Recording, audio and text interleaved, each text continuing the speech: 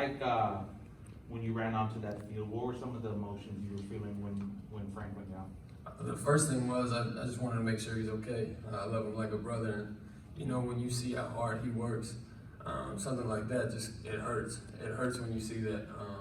I thought I knew him before I came here, but figuring out the man that he is and really just getting closer to him, you know, that it hurt me like it hurt him. And I hope that he's okay. I'm praying for him. I love him like a brother.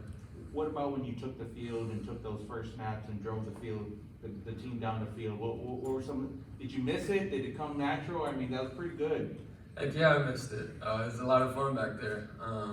And you know, I just kind of trusted my preparation, trusted the coaching that I had, and trusted the guys around me. They made me feel really comfortable and just try to make plays and try to get the win. Josh, how would you evaluate the offense overall? Were you just happy with your performance, or what's your overview of how you guys played? I think we left a lot on the table. We did enough to get the win, but we know that we're not satisfied with that. We think that we can get back to the drawing board, watch film, and I thought that we did enough to win, but me especially, I left some on the table. Did you feel like just as ready to play the moment you stepped out there as later in the game, or did you kind of warm up and get back into it? I felt ready, to be honest. It just, you know, the coaches do a great job of preparing me, and I try to stay mentally locked in. Like Lowell said a couple days ago, it's just, you know, when you're the backups, you have to stay mentally locked in, and that's our job, and the QB room does a great job of doing it. Did you get a significant amount of reps in practice to stay ready, or what is your normal week like? So coach does a great job of working in the twos and making sure that we're ready. And like I said, I felt prepared physically, I felt prepared mentally, and just wanted to let that kind of show tonight. What were some of the ways you guys had to attack this defense to be as effective as you were? We were very aggressive when you look at their film. We wanted to kind of tone that down, and we felt like we did that at moments, but not as well as we wanted to. They're doing a great job of mixing things up, showing us things that we hadn't seen before, but we just trusted our coaching, trusted our game plan, and got it done.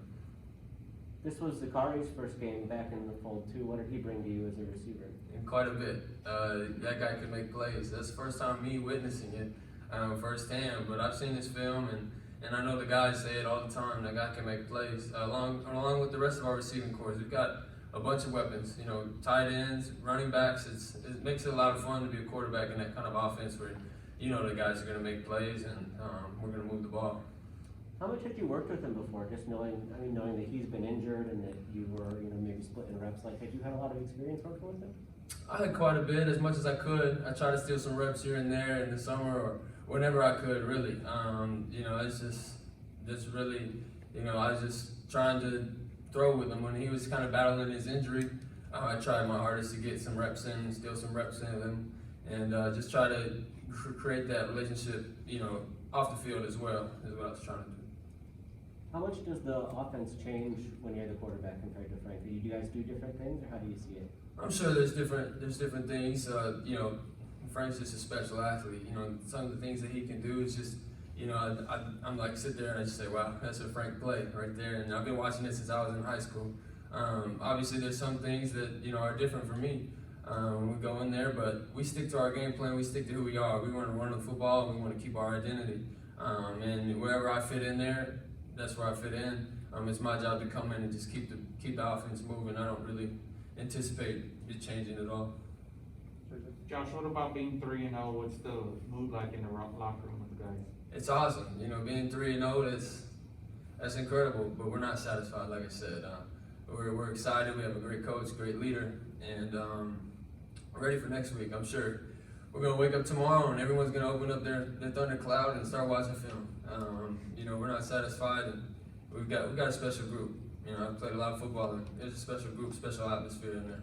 What about you personally coming in here? You weren't the starting quarterback, but you seem to flourish in this role. Just talk about getting to this moment. It's been tough sometimes. You leave, if I'm going to be transparent.